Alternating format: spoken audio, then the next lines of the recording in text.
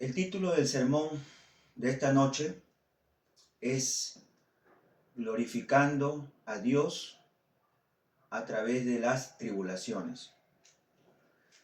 Voy a predicar, hermanos, Primera de Pedro, capítulo 2, versículos del 11 al 16. Pedro era muy celoso por Jesús. Este celo hizo que al inicio de su ministerio sea reacio a aceptar que el Evangelio, es decir, las buenas nuevas, no era solo para los judíos, sino también para los gentiles. Tal como narra el libro de los Hechos, Dios mostró un lienzo con comida inmunda para un judío. Y el apóstol oyó una voz que dijo: Pedro, levántate, mata y come. Esto era algo imposible para un judío. A pesar de que Pedro era un pescador de oficio, era un judío. Y los judíos tenían la ley. En la ley claramente estipulaba qué alimentos eran inmundos y qué alimentos eran comestibles para un ser humano, para un judío en particular. Entonces, para él era algo chocante el solo hecho de imaginar de que él podía matar y comer esos animales inmundos. Dentro de los animales inmundos estaban de repente los cerdos, las serpientes, los reptiles en general, ciertos peces que no tenían escamas, etcétera, ¿no? Pero esta voz le dijo: levántate, mata y come. Este lienzo bajó y subió 3 veces, como para que no quede duda de que el mensaje de Dios que Dios quería transmitirle a Pedro, era algo de tomar en cuenta, ¿no? Por lo tanto, Pedro en Hechos 11:5 en adelante relaciona esta visión que tuvo, este éxtasis que tuvo, porque esa es la palabra que se usa, éxtasis, lo relacionó con la salvación que llegó a la casa de Cornelio. Cornelio era un centurión romano, ¿no? Este Cornelio era gentil para empezar. Entonces, por definición, para un judío era una persona inmunda, ¿no? Por así decirlo.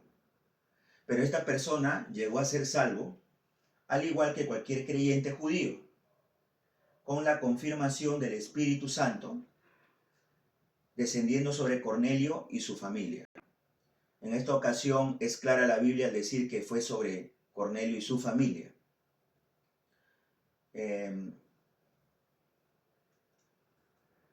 Pedro, en esta altura del camino, ya dejó atrás el creer que la salvación a través de Jesucristo era un tema exclusivamente judío. Por lo tanto, el apóstol se encuentra animando a los cristianos mayormente gentiles que estaban expatriados por la dispersión mencionada en el capítulo 1, versículo 1. Pedro se encuentra en el tiempo post-incendio, aproximadamente cuando escribe esta carta.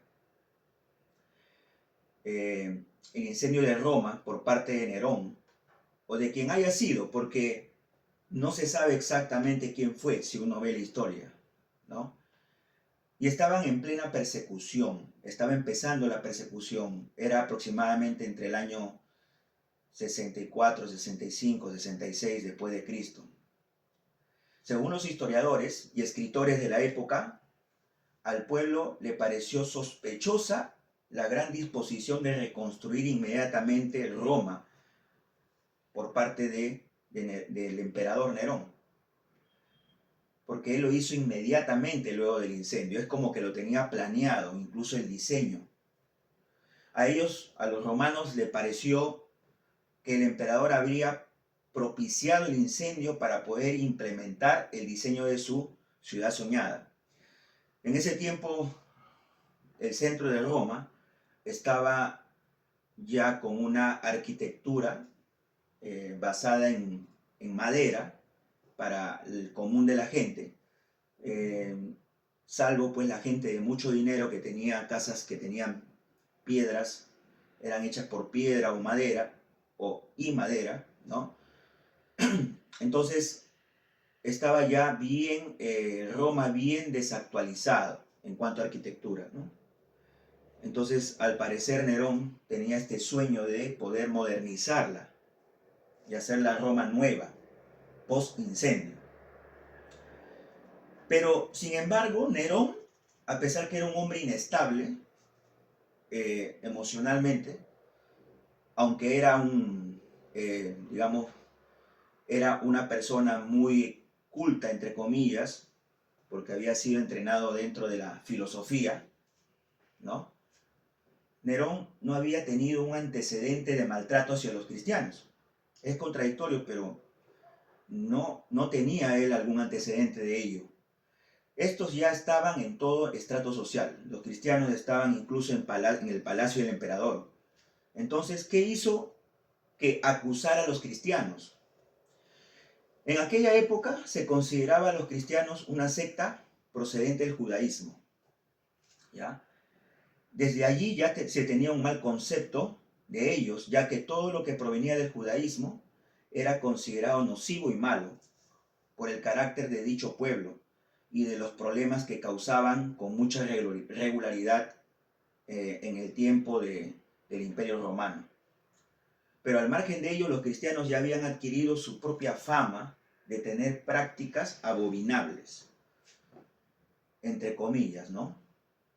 Esto se ve en los escritos de los cronistas, como Tácito, que en su forma de hablar siempre son despectivos en cuanto a los cristianos, ¿no? Entonces ellos tenían un concepto figurado de qué era un cristiano, qué prácticas tenía. Ellos pensaban que practicaban canibalismo, porque escuchaban que en sus cultos, ellos decían, ¿no? El que no come mi carne y bebe mi sangre. También pensaban que tenían prácticas incestuosas, porque ellos llamaban hermano o hermana a las personas con las cuales finalmente se casaban y tenían hijos. No adoraban al emperador, no tenían varios dioses, y como aquel dicho, que en latín se traducía odiadores de la humanidad, ya se había hecho muy famoso en aquel tiempo. Les daba un matiz xenofóbico hacia ellos, ¿ya? Se había popularizado esa fama de odiadores de la humanidad, porque ellos entre comillas, no se querían mezclar con la mundanalidad de aquel tiempo. Así eran considerados los cristianos. Nerón no tuvo que hacer mucho, él solamente tuvo que usar ese odio que ya existía hacia ellos y canalizarlo adecuadamente para solucionar su problema que él tenía, ¿no? Entonces, ¿cuál era el problema que él tenía? Que, como les dije, ya los romanos lo estaban ya considerando como que él era el causante del incendio, ¿no? Entonces, esto era políticamente adecuado para él, ya que esto justificaría el escarnecimiento que iba a aplicar él sobre los cristianos. Por lo cual el castigo tenía que ser categórico, para que se note la preocupación de parte de Nerón por resarcir los daños que habían ocasionado, entre comillas, los cristianos a los romanos, ¿no? Entonces, esta era una infamia, entre comillas, que debía ser ajusticiada, ¿no? Y el quedar como el bueno de la película. Porque a pesar de que eran emperadores tiranos, estos emperadores tenían que ganarse al pueblo, ¿no? De ahí nace la famosa expresión que el pueblo se le da pan y circo, ¿no? El apóstol Pedro dirige esta carta a los hermanos que, como dicen muchas fuentes de la época, unas fuentes como Anales de Tácito, se torturaba a dichas personas, se les vestía con pieles de animales para que sean devorados por los perros. Servían de antorchas humanas en las tinieblas de las noches luego de ser crucificados más temprano, entre otras crueldades. Para el pueblo romano dichas personas eran culpables, y no solo del incendio, sino de odiar a la humanidad. Por lo tanto, merecían lo que les estaba pasando. Y a estas personas se dirige el apóstol Pedro. Pero ¿a quiénes se dirige el apóstol Pedro más concretamente? A todos los cristianos, sí, en general, pero él se está refiriendo mayormente a los gentiles. Y les voy a dar unos versículos que van a ayudar a entender mejor por qué verdaderamente se estaba dirigiendo a los gentiles. Hay varias señales en la misma carta que dice, por ejemplo, 1 de Pedro 1:10 dice, acerca de esta salvación, los profetas que profetizaron de la gracia que vendría a ustedes, ¿ya? Entonces, acá no puede estar refiriéndose a los judíos cristianos, debido a que ellos ya tenían, los judíos ya tenían la ley como medio de salvación, ¿no? Entonces, esto era algo novedoso, entre comillas, para los cristianos gentiles. En 1 de Pedro 2:10 también hay señales de esto, cuando dice, ustedes en otro tiempo no eran pueblo, ¿no? Pero ahora son pueblo de Dios. Entonces en esta parte no se puede estar refiriendo a los judíos porque ellos ya eran pueblo de Dios debido a las promesas del Antiguo Testamento. En 1 de Pedro 4:3 también se menciona, porque el tiempo ya pasado les es suficiente para haber hecho lo que agrada a los gentiles, habiendo andado en sensualidad, lujurias, borracheras, orgías, embriagueces y abominables idolatrías. Esta porción encaja perfectamente con el modo de vida de los gentiles con influencia greco-romana. Si bien había judíos que podrían haber practicado dichas abominaciones, esto no era parte de su cultura en sí, ¿ya? Ellos no tenían eso como parte de su día a día, porque ellos tenían la ley, que a pesar de todo, ellos, aunque sea hipócritamente ante la gente, guardaban las apariencias, ¿no? No tenían esas prácticas concebidas en su cultura. Estas eran prácticas propiamente de los romanos, de gente incluso conquistada por el imperio que estaban bajo la influencia greco-romana. Entonces esto era muy normal en los griegos, en los romanos, ¿ya? Este tipo de prácticas, no así en los judíos, ¿no? Entonces por eso pienso que verdaderamente Pedro se está dirigiendo a los cristianos gentiles. Ahora, para poder entender verdaderamente de dónde sacó Cristo a los cristianos de esa época, de dónde lo sacó, a través de la predicación de la palabra debemos hacernos la pregunta: ¿cuáles eran las prácticas que tenía un gentil promedio religioso con influencia greco-romana? Otra pregunta que saltaría sería: ¿puede un creyente ser tentado a volver a su vida pasada cuando se siente débil debido al ataque por muchos frentes, como persecución y o marginación, problemas personales, tristezas, ansiedades, decepciones? Y esto podría tentarlos a poder vivir en paz, negando su fe en una paz momentánea, ¿no? Claro está, ¿no? Y remoldeándose nuevamente al mundo del cual fueron rescatados. ¿Puede ser esto posible? La respuesta es sí. Sí puede ser el cristiano tentado a volver a su vida pasada cuando está bajo esa presión. Todo esto tenía inquieto pues al apóstol Pedro, ¿no? El cual les dedica esta carta para que no vuelvan a su vida anterior y también para que ellos vieran que permanecer firmes a pesar de todo ello iba a confluir en glorificar a Cristo y callar la boca de aquellas personas, ¿ya? Definitivamente las pruebas, las dificultades de la vida podrían hacer que un cristiano esté tentado a volver, no que vuelva, sino que esté tentado, ¿sí? Esta vida anterior estaba llena de prácticas que, según los historiadores, eran tales como se describe en las siguientes crónicas. Si nosotros leemos los escritos de esa época, por Tácito, ¿no? Por ejemplo, o Suetonio, vamos a ver que ellos no se dirigen a los cristianos de forma gentil, para empezar, o sea, de forma amable. Ellos se dirigen a ellos de forma despectiva, despreciándolos, ¿ya? Para empezar.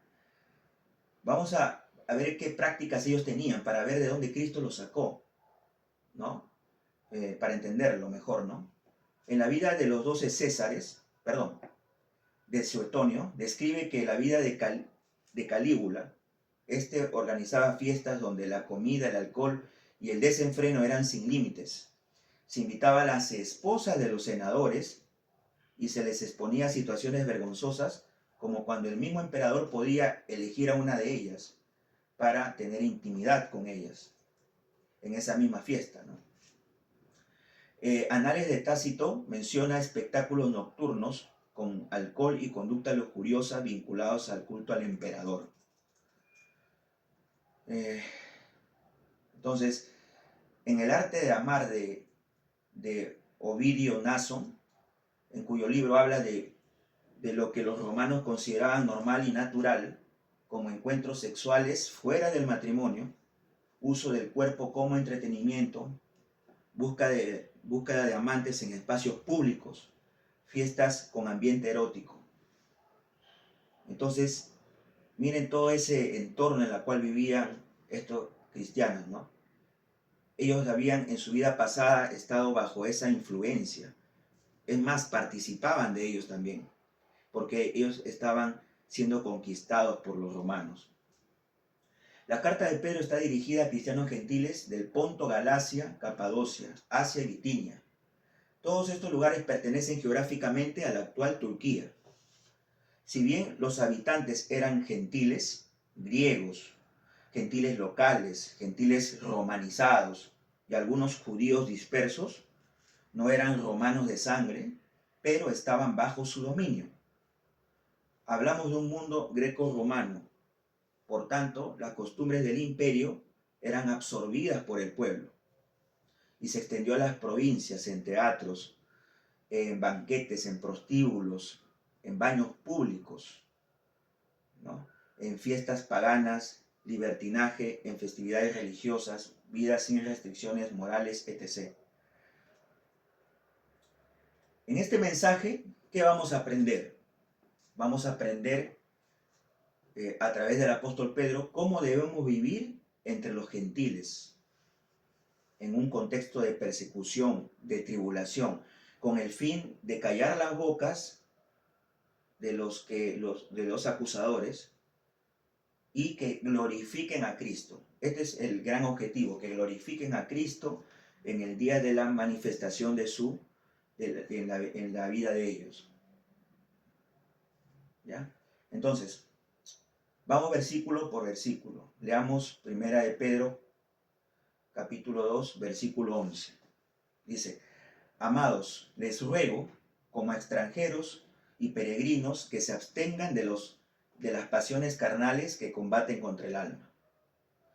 La palabra usada para amados es agapetoi.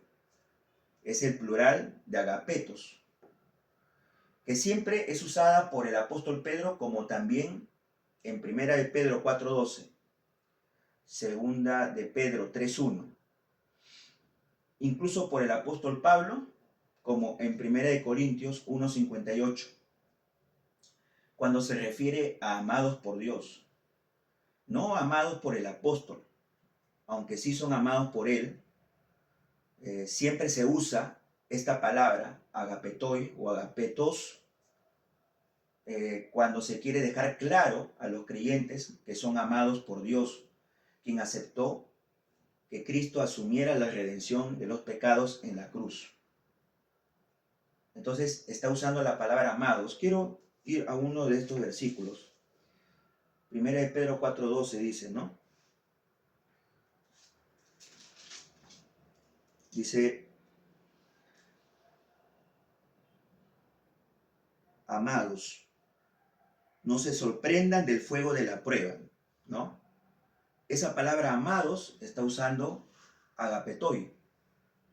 No está usando otra palabra griega para indicar amados. Esta palabra agapetoi siempre se refiere al amor de Dios hacia sus hijos, hacia el pueblo. Y vamos a leer una más, a ver. 1 Corintios 1:58.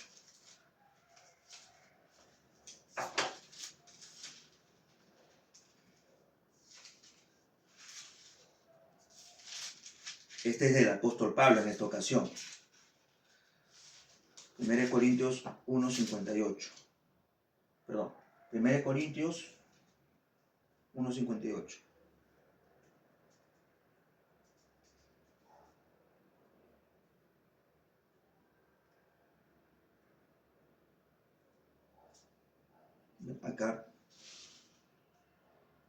Acá cometí un error. Bueno, vamos a 2 de Pedro 3:1, perdón. Dice, amados, esta es ya la segunda carta que les escribo. Dice amados, acá también está usando agapetoi. Es la palabra que se usa para referirse a amados por Dios. Entonces, volviendo al amados de nuestro pasaje de estudio, ¿ya? Que Pedro lo haya dicho antes de lo que dirá a continuación es fundamental. Porque es importante que diga amados, ¿no? Amados por Dios, está diciéndole amados por Dios. Es fundamental que el peso de la importancia de lo que se va a decir recaiga sobre el hecho contundente de que son verdaderamente amados por Dios, ¿ya? Y no por hombre alguno, sino por aquel Dios que dio su vida por rescate y que fue enviado por el Padre. En el contexto queda claro en 1 Pedro 1:3. En 1 Pedro 1:3, ¿qué dice? Dice, bendito sea el Dios y Padre de nuestro Señor Jesucristo, quien según su gran misericordia nos ha hecho nacer de nuevo a una esperanza vida, mediante la resurrección de Jesucristo de entre los muertos, para obtener una herencia incorruptible, inmaculada y que no se marchitará, reservada en los cielos para ustedes.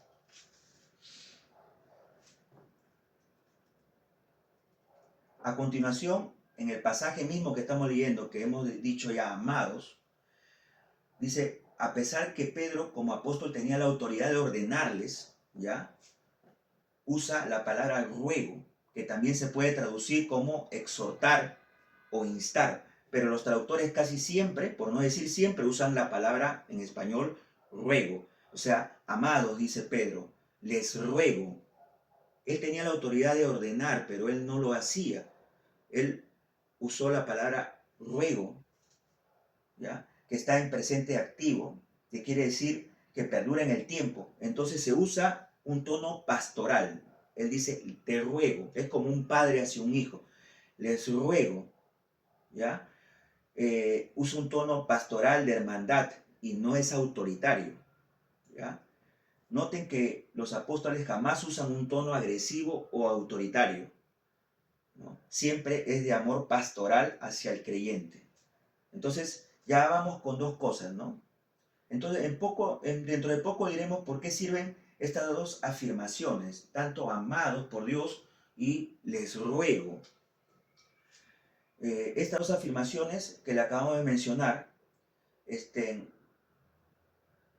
van a hacer que caiga un peso tremendo para lo que viene.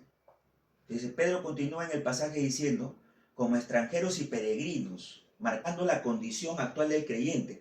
En todos los tiempos en que se lee esta carta, la condición es, su ciudadanía no es de este mundo. Ustedes usan un pasaporte, ¿no? Están de pasada en este lugar. Por lo tanto, no se acomoden a las leyes de este lugar. No debemos acomodarnos. Los creyentes de aquella época no se acomodaron. Ni pongan las raíces de sus corazones en este lugar. Recuerden que hay un lugar al cual sí pertenecen, que no es este. Ese lugar tiene otras leyes, las cuales, como embajadores de aquel lugar, deben llevar a donde vayan y aplicar en donde estén. Estas leyes están por encima de cualquier ley humana.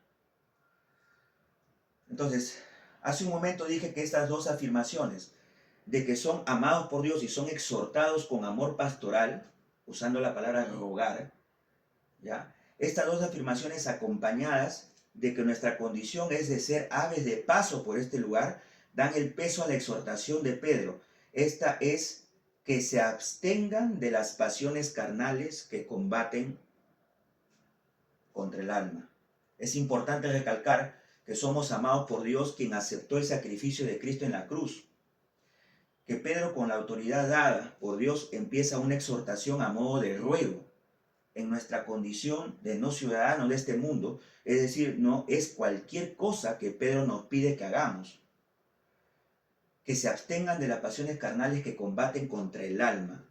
Esto debe ser de suma importancia para los creyentes en todo tiempo, y es muy difícil, más aún en la condición en la que se encontraban nuestros hermanos en aquella época, de persecución implacable, que se extendió por casi 300 años y que estaba en pleno auge en el tiempo que se escribe esta carta. La vida de nuestros hermanos no solo era ya difícil por el solo hecho de que el creyente pasa por numerosas pruebas, más aún eran perseguidos hasta la muerte en muchos casos, como ya se dijo. Pero sin embargo Pedro dice, absténganse de las pasiones carnales que combaten contra el alma. Entonces, hermanos, la prueba vino muy fuerte para nuestros hermanos de aquella época. Hagamos un pequeño paréntesis para decirles una experiencia personal.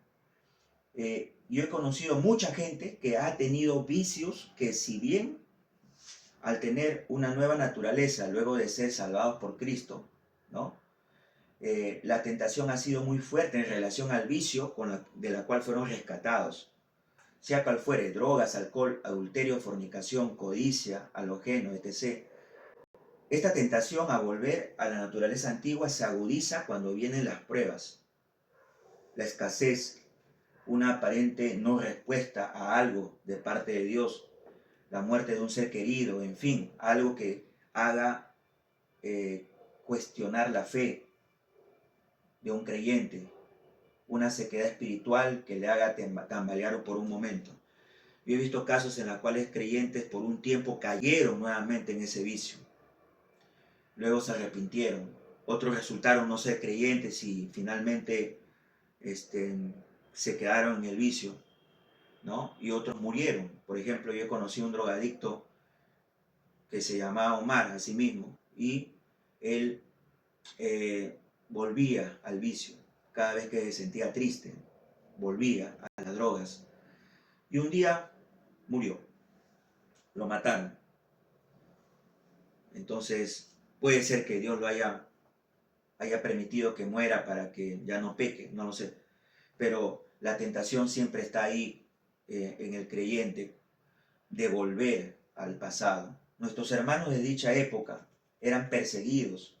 Esta era una prueba o condición extrema que pudo haber querido jalar a los hermanos a sus vidas pasadas.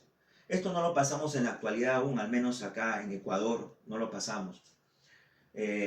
Quizá un poco en el tiempo de la pandemia, un poco de persecución disfrazada de ¿cómo se llama?, de piedad por parte de los gobernantes, ¿no?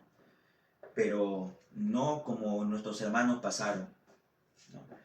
Así como el ejemplo que acabo de dar, sin duda alguna, de otra manera, el apóstol no lo habría puesto como punto inicial de su exhortación para el pasaje que estamos estudiando. El apóstol conoce bien el contexto histórico de aquel imperio y que esto estaba ejerciendo una presión muy enorme en la fe de los creyentes. Tentados a volver a su vida anterior para no tener que peligrar sus vidas, ¿no? Esa tentación de no peligrar sus vidas. Tan solo imagínense esta situación, saber que te pueden matar de cualquiera de las formas que ya hemos mencionado en la introducción, y poder volver a las prácticas anteriores de tal manera que se salven momentáneamente, ¿no?, de la muerte. Pero Pedro dice lo que hay que hacer en lugar de aquello. Pedro dice que se abstengan. Aléjense, no toquen, ignoren las pasiones carnales, que por ser de naturaleza distinta a los deseos espirituales, estas están combatiendo con nuestra alma todo el tiempo. Pedro usa un verbo en presente continuo que dice que se abstengan de estas pasiones que al ser carnales no pueden subsistir en el individuo si hay otra naturaleza viviendo en el creyente, la espiritual. Por lo que es necesario que ésta combata para matar la espiritual. Es una lucha donde uno solo puede salir ganador, ya que no se puede subsistir, no puede ser que subsistan ambas naturalezas, ¿no? En un solo individuo. Al estar el verbo combaten en presente continuo activo, esto indica que siempre va a querer destruir el alma. Estos deseos siempre van a querer destruir el alma, hasta que partamos con el Señor. Esto presupone un desgaste en el cristiano, porque si hay un combate, hay armas y hay ataque espiritual que ciertísimamente pueden destruirnos, por lo que el creyente debe estar siempre atento, como dice 1 de Pedro 1:13, dice, ¿no? Y ceñidos nuestro entendimiento, fuertes espiritualmente, para poder contrarrestar dichos ataques y salir airosos siempre. ¿Y por qué digo siempre? Es porque Pedro dice que se abstengan, lo cual es constante, para siempre, en todo tiempo. En el versículo 12, el apóstol continúa, dice, mantengan entre los gentiles una conducta irreprochable, ¿ya? A fin de que en aquello que les calumnien como malhechores, ellos, por razón de las buenas obras de ustedes, al considerarlas, glorifiquen a Dios en el día de la visitación. Dice, mantengan. Es un verbo que está nuevamente activo en el tiempo. Pedro les decía nuevamente que procuren, que perduren en el tiempo una conducta irreprochable entre los gentiles. La persecución de los cristianos con más bajas que altas perduró durante aproximadamente 300 años, ¿no? Hasta el edicto de Milán, que fue más o menos en 313 después de Cristo, ¿no? Cuando lo dejaron de perseguir por ley. Ellos debían mantener esta conducta durante todo ese tiempo, una conducta intachable. Qué duro ha de haber sido mantenerse fiel durante años teniendo la muerte encima todo el tiempo. Esto no era para nada fácil, esto es humanamente imposible, ¿no? Nuestra alma, nuestro ser no lo puede soportar. Solo un corazón regenerado puede lograrlo. Por eso Cristo no nos dejó solos. Nos dejó su Espíritu Santo cuando ascendió al cielo para recibir el poder que nos permitiría ser testigos. Sin este poder no se puede ser testigo. Si Pedro dijo mantengan, necesitamos ayuda, indudablemente. Y esto se revela claramente en la salutación de esta carta. Cuando el apóstol dice en 1 de Pedro 1:2, según el previo conocimiento de Dios Padre, mediante la obra santificadora del Espíritu Santo. Es una obra santificadora, es la ayuda que tenemos por parte de Dios, sin la cual no podríamos nosotros lograr esto que nos pide el apóstol. Entonces es el Espíritu Santo quien a través de su obra nos santifica perdurablemente y nos da poder para poder ser testigos, como dice también Hechos 1:8. Pero recibirán poder cuando el Espíritu Santo venga sobre ustedes y me serán testigos en Jerusalén, en Judea y Samaria y hasta los confines de la tierra. De esta manera el creyente puede mantener una vida santa en el tiempo con la ayuda divina, con el Espíritu Santo que constantemente nos recuerda, son amados por Dios y son exhortados por sus pastores que también los aman, son extranjeros y peregrinos. Y con esto en nuestra mente, lo cual es parte de su obra santificadora, el creyente puede sostener una vida así por siempre. Recuerden que el apóstol dice mantengan entre los gentiles una conducta irreprochable. Entre los cristianos, entre los hermanos sí se puede mantener dicha conducta, pero es entre los gentiles donde se pone realmente difícil. Los cristianos de aquella época y los cristianos de ahora tienen que lidiar con gentiles espirituales todo el tiempo. Se está entre creyentes todo el tiempo, más bien se pasa más tiempo entre gentiles, entre gente inconversa. En aquel tiempo como ahora, se necesitaba que trabajar, estudiar, convivir, por así decirlo, con gente inconversa. Ya lo dijo el Señor en un pasaje en el cual se dice que Él deja que crezca la cizaña y el trigo juntos. No vaya a ser que si arrancan la cizaña, también arranquen y mueran el trigo. No, hermano, no se vive en una burbuja, no somos monjas que viven enclaustradas para alejarse del mundo. Cristo no nos pidió eso. Cristo nos pide alejarnos del mundo en medio del mundo, en medio de la convivencia con la gente inconversa con las cuales debemos lidiar, ¿no? Todo el tiempo. Allí es donde debemos mantener nuestra conducta irreprochable. Lo menciono porque muchos creyentes creen que deben crear sus negocios con cristianos y su burbuja solo con cristianos. Error. Eso no dice la Escritura y tampoco es lo real. De otra manera, ¿cómo se puede ser luz? Si la luz la pones en la luz, no hay sentido. ¿Cómo se puede ser sal si la comida ya tiene sal? El apóstol continúa, a fin de que, dice, ¿no? Continúa diciendo, a fin de que en aquello que los calumnien como malhechores, ¿no? Entonces, nuevamente recordemos que ellos estaban siendo culpados por el emperador y por el pueblo de ocasionar el incendio que terminó con Roma. Esto era totalmente injusto. Hermanos, no podemos pensar que por tener la divina protección de Dios, que es totalmente cierto, no seremos calumniados, no seremos implicados injustamente en algún hecho vergonzoso. Ellos fueron calumniados como malhechores. Como ya les dije, los romanos ya los odiaban ya. Ya les decían odiadores de la humanidad. Nerón no tuvo que hacer que los cristianos fueran más odiados, ellos ya lo eran. Recordemos que nuestro mismo Señor fue calumniado y a pesar de que sus jueces no encontraron ninguna falta en él, ningún pecado en él, aún así lo condenaron y murió en la cruz. ¿Por qué no lo seríamos nosotros, hermanos? No tiene lógica. El Señor mismo dijo en Juan 15:18, ¿no? Lo dijo. Entonces, los cristianos debían continuar perseverando en buenas obras, a pesar de las acusaciones injustas de los romanos. Pedro continúa diciendo, ellos, o sea, los romanos, los perseguidores, por razón de las buenas obras de quién, de ellos, de ustedes, de los creyentes, ¿no? Al considerarlas, al reflexionarlas, al observarlas, ¿no? Glorifiquen a Dios en el día de la visitación.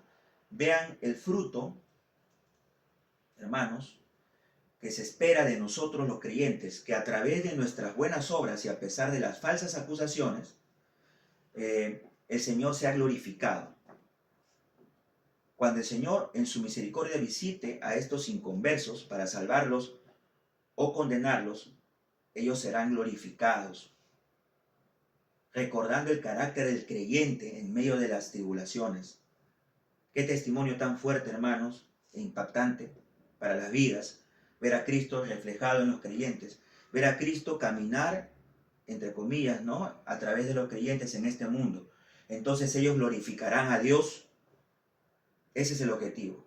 El apóstol en otros pasajes también enseña que el testimonio cristiano del individuo en sus obras es el medio a través del cual las personas pueden también convertirse. Primera de Pedro 3:1-2 dice, asimismo ustedes mujeres estén sujetas a sus maridos, de modo que si alguno de ellos es desobediente a la palabra pueda ser ganado sin palabra, sin palabra alguna, por la conducta de sus mujeres al observar ellos su conducta casta y respetuosa, ¿no? Esto obviamente también es un contexto de sufrimiento, porque en versículos anteriores Pedro está diciendo a los trabajadores también que soporten no solamente a los jefes de buen carácter, sino a los insoportables. Entonces es un contexto siempre de sufrimiento, que debemos ser luz, hermanos. Dice el versículo 13, sométanse por causa del Señor a toda institución humana, ya sea al rey como autoridad. El versículo 14 dice, o a los gobernantes como enviados por él para castigo de los malhechores y alabanza de los que hacen el bien. Entonces Pedro continúa diciendo, sométanse. Esta palabra significa ponerse debajo de autoridad, subyugarse a alguien o algo, porque ¿por qué el apóstol recalca algo que es aparentemente obvio en un cristiano? Él lo hace porque necesita recordar a los cristianos de la época, los cuales estaban siendo tratados injustamente, que aún así deben sujetarse bajo la autoridad. Pero cuando sus ganas falten, recuerden que es, como dice Pedro, por causa del Señor.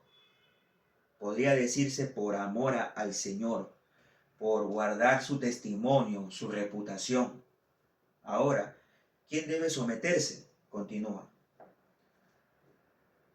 ¿A quién deben someterse?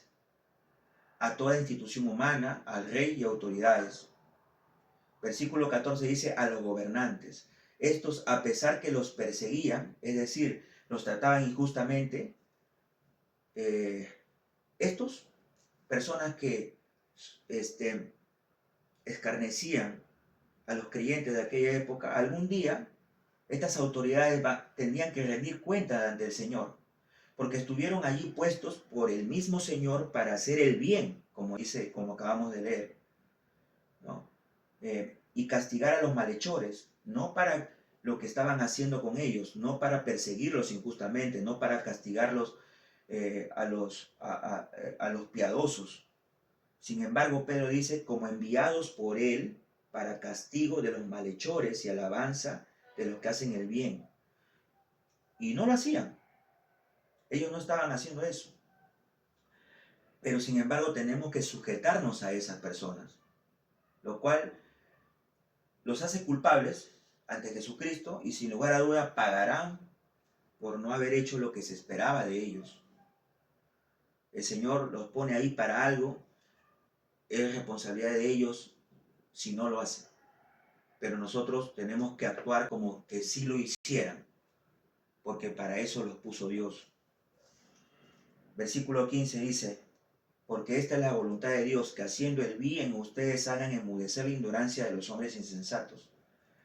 La palabra por qué se usa para que todo lo dicho anteriormente se haga debido a algo. Y la explicación es esta. El texto dice, esta es la voluntad de Dios. Quiere decir que Él ha estado dando un conjunto de instrucciones en los versículos anteriores, las cuales sustentan la voluntad de Dios. ¿Cuál es la voluntad de Dios de la que habla el apóstol acá? Porque esta es la voluntad de Dios, dice, ¿no? Entonces, si es la voluntad de Dios, es todo lo que este pasaje estudiado tiene como objetivo. Y esta voluntad no es que hagamos cosas deshonestas o no aprobadas por Dios para poder lidiar con la persecución, el maltrato, la calumnia o la muerte. No es haciendo el bien a pesar de... No, no. Es haciendo el bien a pesar de la situación. Hagamos, como dice el apóstol, enmudecer la ignorancia de los hombres insensatos. Esa es la voluntad de Dios. En resumen, la voluntad de Dios es que a través de nuestras vidas santas hagamos enmudecer, no con ninguna otra herramienta, no con influencias, no con amoldarse a este mundo y obedecer sus deseos carnales para estar bien con los persecutores y poder permanecer vivos en esa Roma. Ya sabemos que el Señor dijo, el que quiera ganar su vida, la perderá. Pero el que la pierda por causa del Hijo del Hombre, es decir, Jesús, la hallará o se salvará. Para terminar, hermanos, el versículo 16 dice, anden como libres, pero no usen la libertad como pretexto para la maldad, sino empléenla como siervos de Dios. Honren a todos, amen a los hermanos, teman a Dios, honren al Rey. Acá quiero recalcar una cosa muy importante, que la palabra griega para libre es eleuteros. Hay otras palabras que se usan para libre, pero ¿por qué menciono esta palabra eleuteros que usa el apóstol, ¿no? Se usa para connotar que el libre es realmente libre jurídicamente y socialmente. Es una libertad absoluta, ¿ya? Esta palabra enfatiza y determina la sustancia del versículo. Pedro está diciendo, anden como realmente libres del pecado, ya no es su dueño. Esta libertad no es motivo o causa para la maldad. Esta libertad de nuestro anterior dueño, el pecado, debemos usarla para emplearlo en el servicio para servir a aquel que nos compró con su sangre, el cual es nuestro verdadero dueño. Entonces, para terminar, el apóstol dice, continúa, honren a todos, sean malos o buenos, amen a los hermanos, sean soportables o insoportables, son nuestros hermanos, nosotros mismos podemos serlos, ¿no? Teman a Dios y honren al Rey.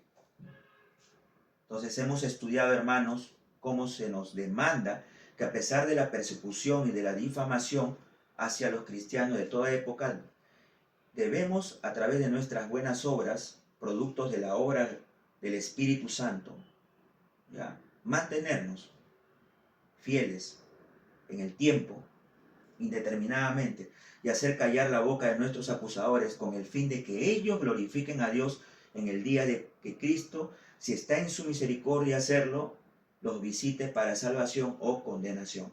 Gracias, mis hermanos.